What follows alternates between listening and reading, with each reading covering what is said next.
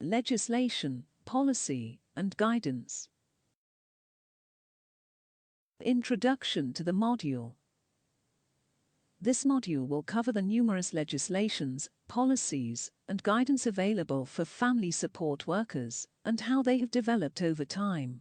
You will learn about the developments and changes to several child protection regulations and acts that are in place for family workers, guardians, and those who work with children and families. The topics discussed in this module are Introduction to legislation, policy, and guidance. History of child protection legislation. Overview of legislation, England. The Children and Families Act of 2014. Policy and guidance, England. Legislation, policy, and guidance, Scotland. Legislation, policy, and guidance, Northern Ireland. Legislation, policy, and guidance, Wales. Introduction to legislation, policy, and guidance. Family workers are required to provide tailored support to meet families' needs. They are called on to help ensure children in families are living in environments that are safeguarded, suitable, and ideal for their development. The Department of Education UK is responsible for various education and children's services and policies, including secondary, early years, and primary school. The Department of Education also assists families and children, particularly those who face difficult and challenging home situations. Local Safeguarding Children Boards (LSCBS) are in place to help protect children in various environments. Different chairs are appointed within these boards to ensure child services are readily available. LSCBS are in place with the purpose to ensure all organizations and policies in place to promote and implement the safety of children are being accurately applied. Various safeguarding boards also put in place policies that work to ensure the maximum welfare of children is maintained. Branches of each board include: local authorities provide support for children and families within the area. Health bodies, health and social care professionals. The police manage incidents and child cases. Several organizations and bodies including independent sectors. History of child protection legislation. Before child protection legislations across the United Kingdom, nations had several policies set out by various acts. National governments have since taken over the responsibility of ensuring policies were effectively implemented. These include Northern Irish, Scottish, and Welsh governments. Legislations have developed based on various factors. An important factor was the number of child incidences, specifically deaths, that have occurred over time. 1945. Death of Dennis O'Neill, 12 years old, killed by his foster father. This was recorded as the first formal death inquiry of a child. 1973. Death of 7-year-old Maria Colwell caused changes in the child protection system. 1984. Numerous other deaths of children, including a 4-year-old child named Jasmine Beckford. These deaths led to significant changes in the child protection system. 1989. Legislative framework in place currently for child protection systems was formed. It is named the Children Act 1989. 1995. Further child protection acts formed including the Children, Northern Ireland, Order 1995 and the Children, Scotland, Act 1995. 2000. Lord Laming's Report, 2003, established due to the death of 8-year-old Victoria Climby. 2001. The first Children's Commissioner post established in the UK by the Children's Commissioner for Wales Act 2001. 2002. Legislations across the UK was strengthened due to the deaths of 10-year-old Holly Wells and Jessica Chapman. 2004. England establishes a Children's Commission Act created to ensure stringent safeguarding practices are in place for those who provide children's services. For example, LSCBs and the local authority. 2006. The Minister for Children in Scotland published a review of the children's hearing system. A significant increase in the various needs of children was found. 2008. Deeper reviews were required and took place regarding the death of 1-year-old Peter Connolly. The House of Commons involved in discussions around the case. 2009. Significant changes made regarding child protection reforms based on Lord Laming's Protection of Children in England report. 2010. An independent review of various child protection in England commissioned by Secretary of State for Education Michael Gove. 2011. Reports provided on significant changes and concerns with children and the help they are receiving. A new law set out by the Safeguarding Board Act, Northern Ireland, 2011 included reviewed safeguarding policies. 2012. Operation Utro investigated allegations against Jimmy Savile and various others. 2013. Evaluations of child sexual exploitation are examined in Rochdale to respond to issues regarding child sexual exploitation. 2013. Updated version of Working Together to Safeguard Children published in England. 2014. Legislative frameworks regarding safeguarding for children and adults in social services institutions were provided by the Social Services and Wellbeing, Wales, Act. 2015. The Social Services and Wellbeing, Wales, Act 2014 enforced to provide a stricter framework for children and adults in Welsh social services. 2016.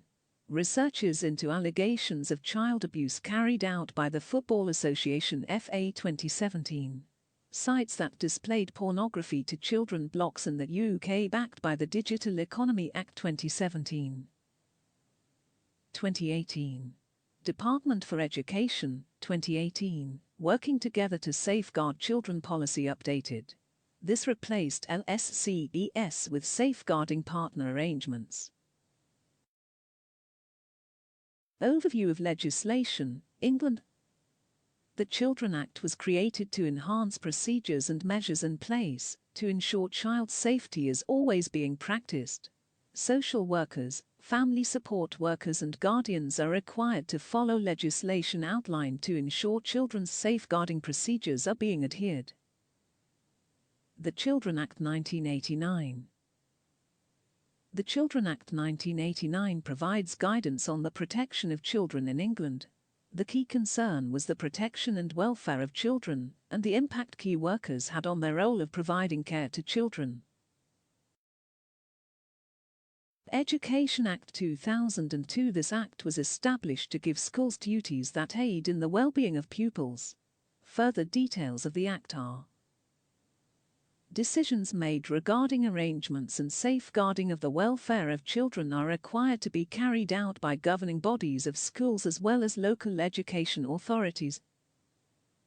Adoption and Children Act 2002. An act formed to provide further protection of adopted children and those in the process of adoption. This act expanded what constitutes harm, including witnessing domestic violence. Particularly necessary when assessing cases of harm against a child in adoption. Female Genital Mutilation, FGM, Act 2003. This act enforces stringent protection for girls who have experienced FGM. The FGM Act 2003 requires health and social care professionals and teachers to inform the police by making a report if any girl under 18 informs them they have undergone an act of FGM. also includes those who observe any signs which physically show any girl under 18 has been through FGM. The Children Act 2004.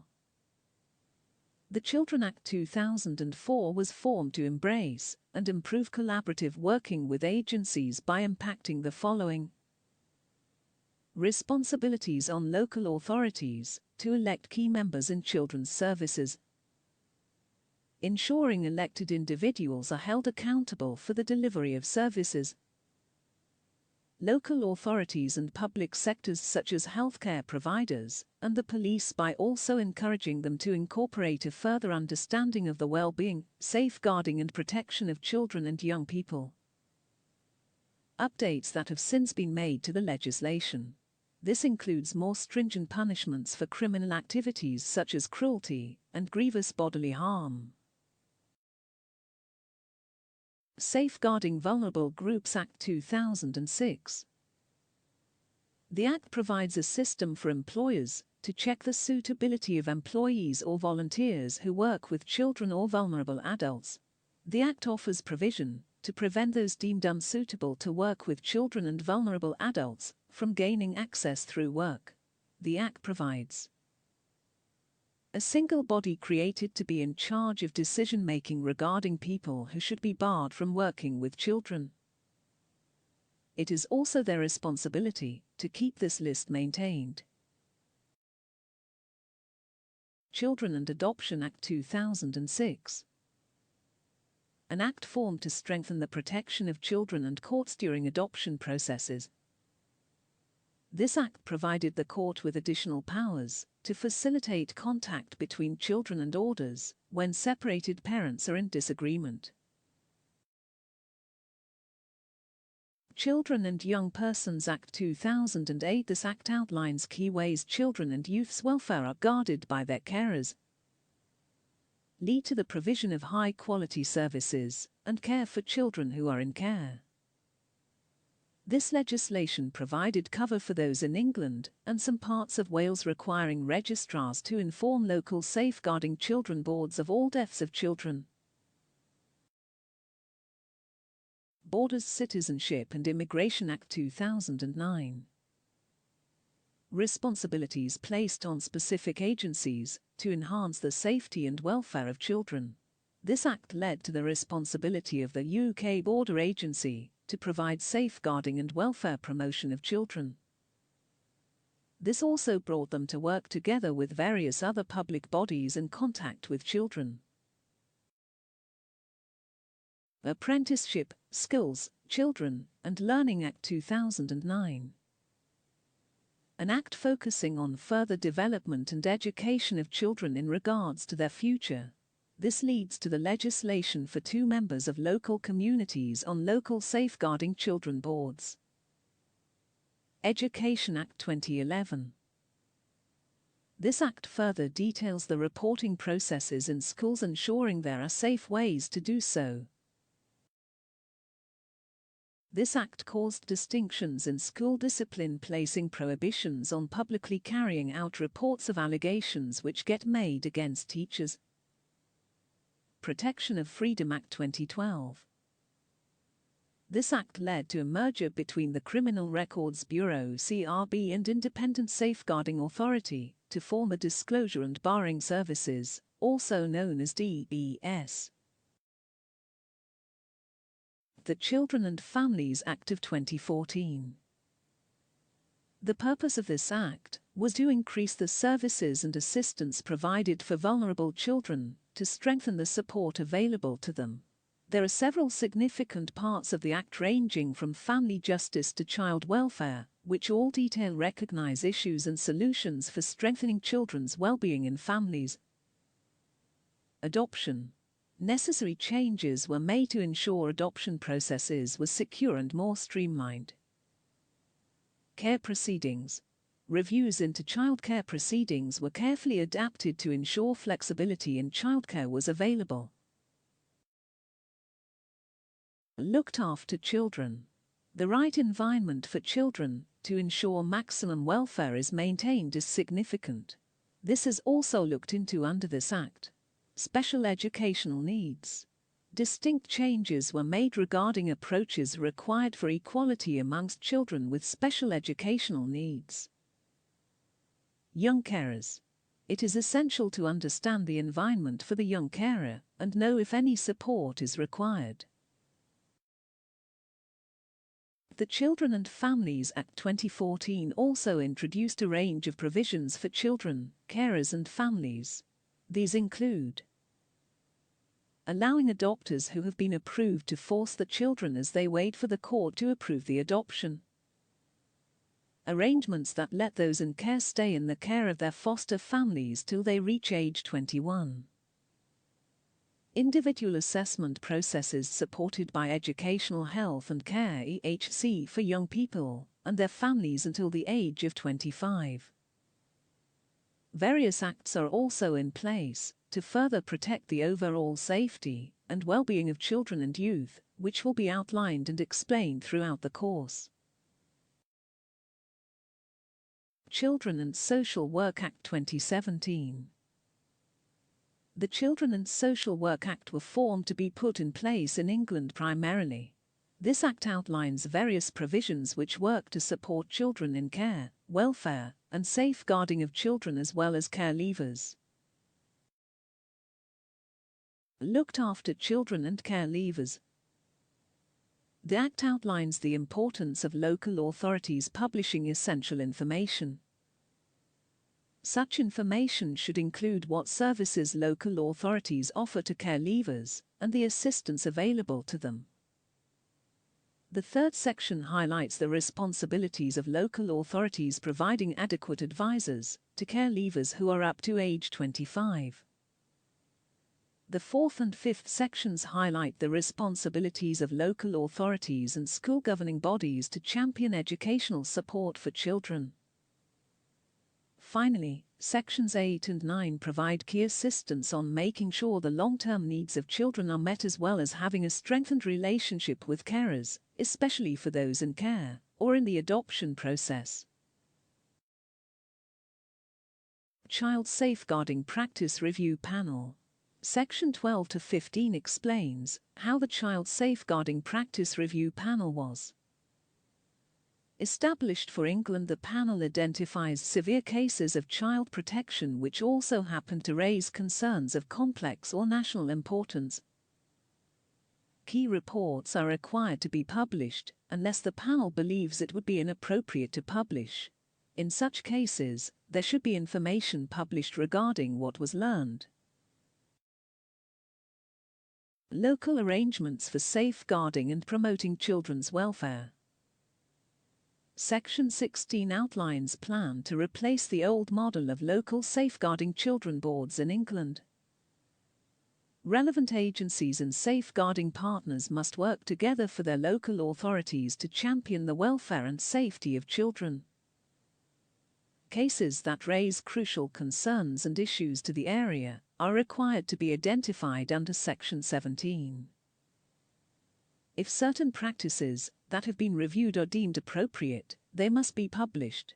Additionally, copies are also encouraged to be given to the National Child Safeguarding Practice Review Panel as well as the Secretary of State.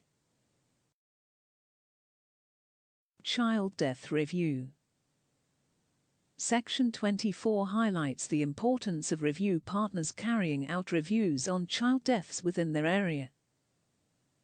The reason these reviews are essential to be carried out is to provide highlighted issues that come about regarding the deaths, which are also necessary to look at when assessing the welfare of children in regards to public health and safety.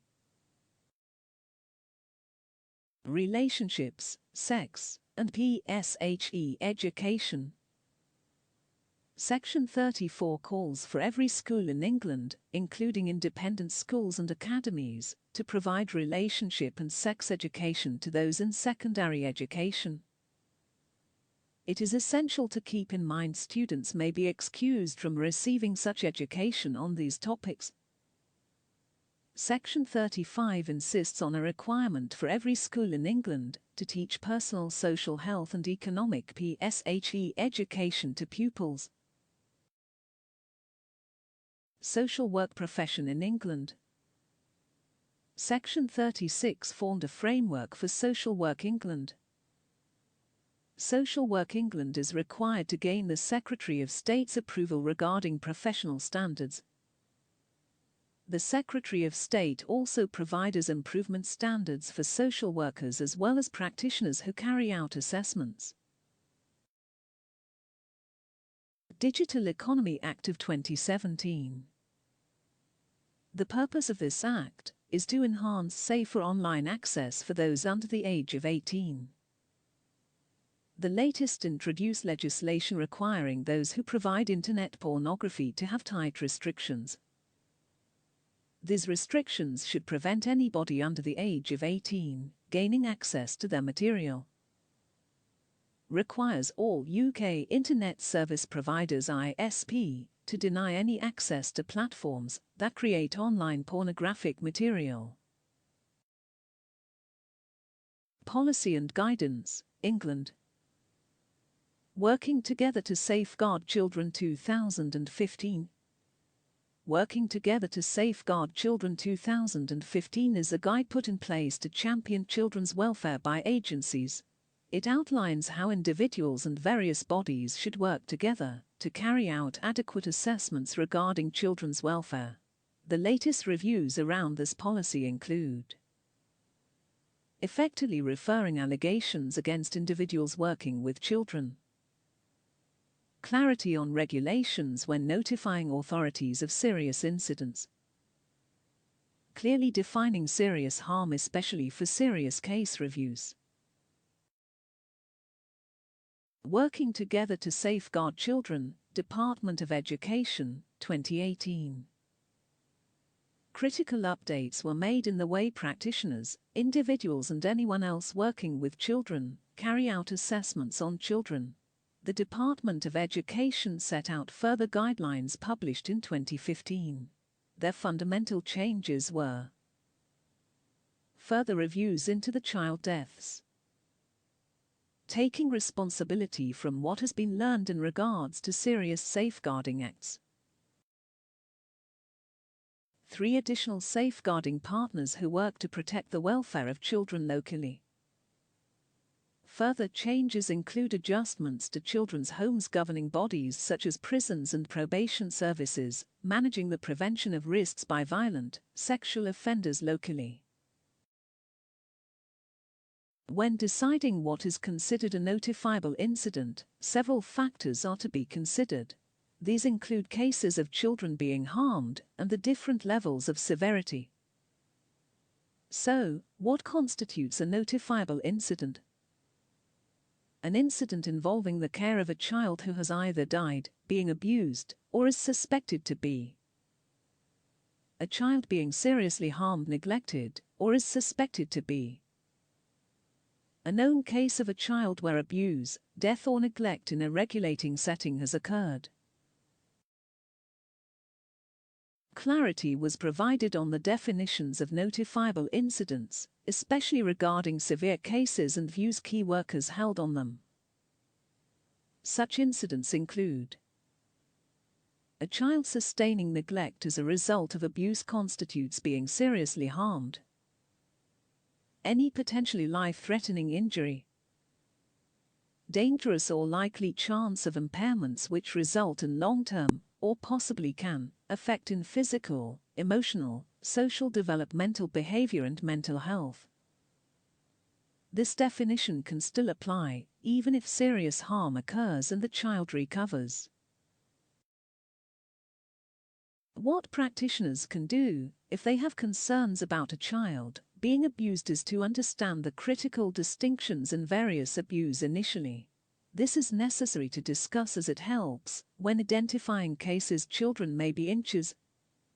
Different forms of abuse include physical abuse. This can be defined as deliberate harm against children resulting in bruises, broken bones, cuts or burns. Some cases include parents or carers fabricating causes of childhood illnesses. This is also known as fabricated or induced illness. Emotional abuse includes behavior resulting in constant maltreatment emotionally of a child. Victims often experience neglect and another type of abuse simultaneously. Sexual abuse. Forcefully persuaded to partake in sexual activities in person or even online. Numerous times the child may not even register what occurred as abuse. Neglect. Consistent failure to meet the basic needs of a child. For example, leaving a child hungry, dirty, without shelter, supervision, adequate healthcare or clothing. The child may also not receive appropriate attention, care, and their needs met from their parents. Can cause long-term damage and even death. Defining sexual abuse. Understanding definitions of sexual abuse help with assessments and reviews of cases. The two types of definitions for sexual abuse are contact and no contact. Contact abuse involves touching the child, where the abuser makes physical contact, including penetration. This also includes penetration or rape by putting an object or body part in the child's anus, vagina or mouth. Forcing a child to remove their clothes or touching genitals. Forcing a child to engage in sexual activity. Non-contact abuse involves activities such as persuasion, flashing, exploitation, and grooming. Also includes online contact in this manner. When encouragement is given to a child to hear or view sexual acts including pornography. Improper measures in place which do not prevent children's exposure to sexual activities. Sexual grooming and meeting with a child with the intent of abuse. Creating or distributing child abuse images online or allowing someone else to do so. Sexual exploitation of a child for power or money. Guidance available for anyone who comes into contact with children and families in such circumstances include police officers, school staff including non-teaching, local authorities, early years, healthcare and social care practitioners. This guidance can also be applied to those working in the statutory sector, including organizations controlled, set up and funded by the government. Voluntary sector, those within the not-for-profits and charity sector. Independent sector, funded by clients who use said services. Legislation, policy, and guidance, Scotland.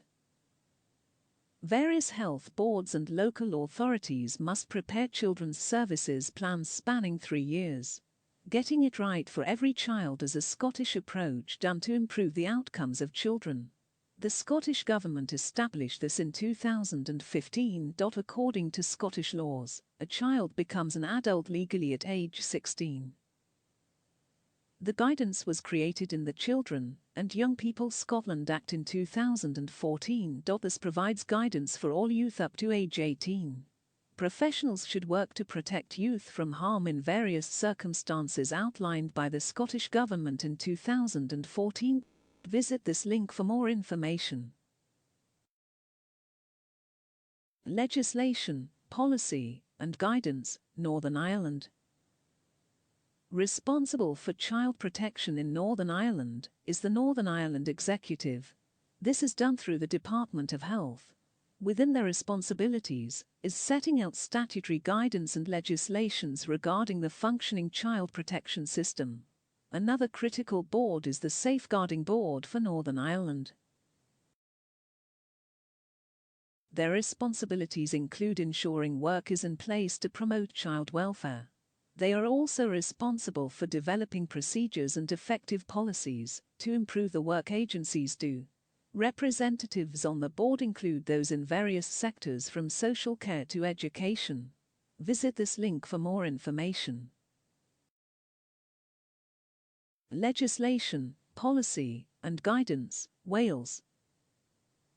The legal framework for social services in Wales was established by the Social Services and Wellbeing Wales Act 2014. This was put into practice compulsorily in April 2016. Various regional boards concerned with the safeguarding of children collaborate and work together to maximize the effect of what they do regarding the welfare of children.